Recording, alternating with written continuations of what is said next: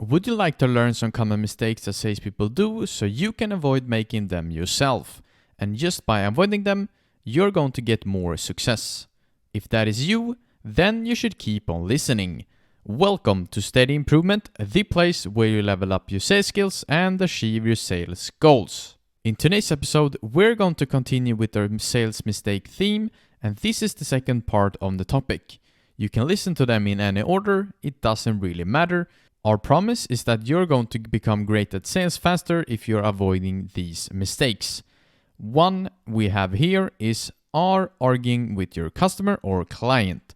This is something understandable and it's different from case to case if you should take the battle or not.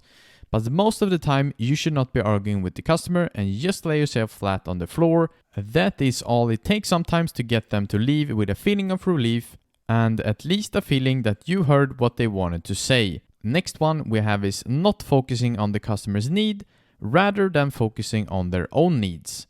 This is also something that the customer can smell either through the word you say or the way your body language is. We have talked about this one before, but it's so important what kind of intentions you have if you want long-term success in sales.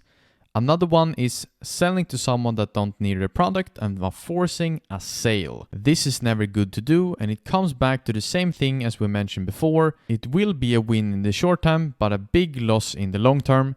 Some might say, why is that? Here is our take on it. Let's say that you're forcing a sale on something that the customer really doesn't need. What will happen then is the following. They buy the thing that you sell because you are forcing them to. The customer feel that they really doesn't have any option but to buy the thing you sell.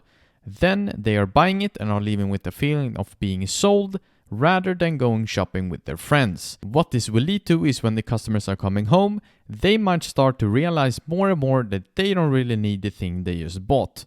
And they really don't have a great picture of you because you didn't care about their needs and just wanted to make a sale. Whether they return the product or not, you have lost in the long term.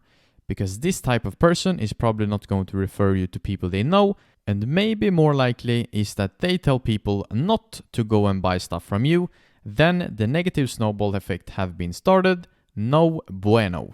Another one we have is chasing the sale and are acting desperate. You don't want to be the cat that are chasing the rat, you want to be the cheese.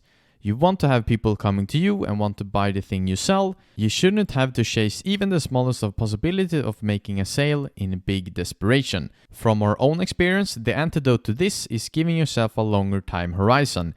Let's say that you're a new real estate agent in town and haven't made one single sale in the city you're operating in. Then it's normal that no one is contacting you to sell their apartment. The important thing to do when you are starting out is when you're making the first sale, you want to give that customer such a truly amazing feeling that they almost feel obligated to tell everyone they know how great you were. If you do that with every sale you have, it's just a matter of time until you're getting many people coming your way.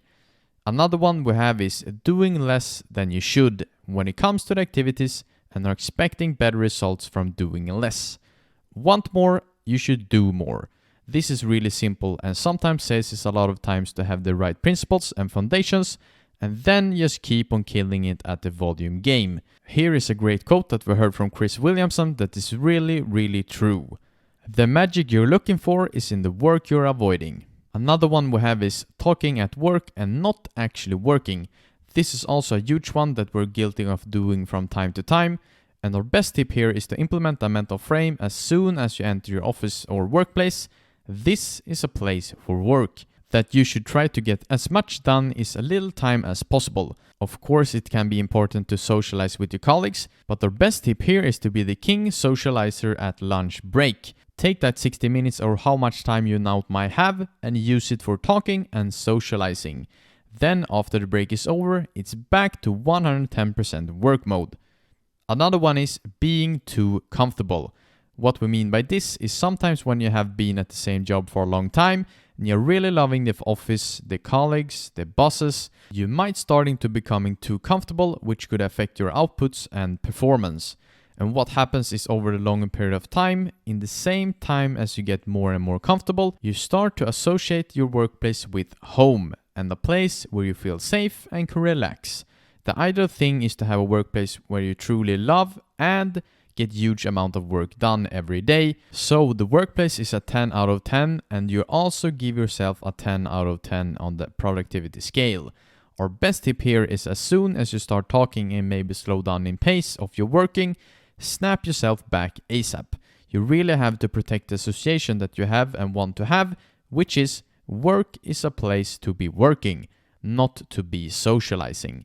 And my goals is to get as much done as possible. When you have this kind of mental framework, you're going to sell a lot. And when your colleagues are taking long coffee breaks and you're still working, you're going to get the edge and will win in the long run. Last one for today is you don't ask super happy customers for referrals. These kinds of people are such an easy way to get more referrals. If you have a customer that are really giving you a 10 out of 10 on every possible scale of happiness as a customer, you should be asking them in a smooth way if they know someone that also might be in need of this product or this kind of service.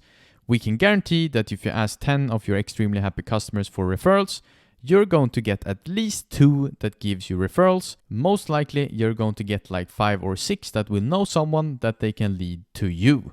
If you found this episode valuable, it would mean the world to us if you also would like to take a few seconds of your time and rate the show. Until next time, peace.